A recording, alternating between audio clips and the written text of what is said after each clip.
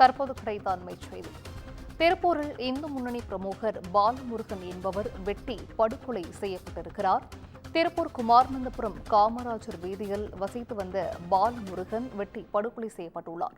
இந்து முன்னணி அமைப்பின் திருப்பூர் வடக்கு வழக்கறிஞர் பிரிவு ஒன்றிய தலைவராக பாலமுருகன் பதவி வகித்து வருகிறார்.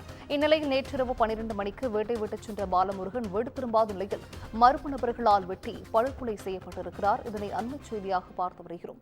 கூடுதல் விவரங்களை செய்தியாளர் பாலா வழங்கிட கேட்கலாம். பாலா, வணக்கம்.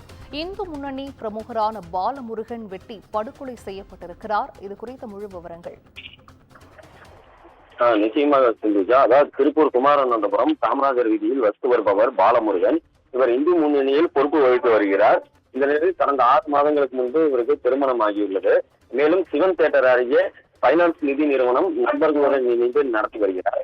இந்த நிலையில் இவர் நேற்று இரவு அவரது வீட்டிலிருந்து கிளம்பி நண்பர்களுடன் பேசிவிட்டு வருவதாக சென்றுள்ளார்.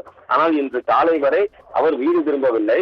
காலை அவர் வீட்டின் அருகே அவர் இரத்த வெள்ளத்தில் உடம்பில் வெட்டுக்காயங்களுடன் இருந்துள்ளார். இதைத் தொடர்ந்து அருகில் இருந்தவர்கள் திருப்பூர் வடக்கு காவல் நிலையத்துக்கு தகவல் தெரிவித்தனர். தகவல் அறிந்து சம்பவத்துக்கு வந்த காவல்துறையினர் அவரது பிரேதத்தை மீட்டு திருப்பூர் அரசு மருத்துவக் கல்லூரி மருத்துவமனைக்கு அனுப்பி வைத்துள்ளனர்.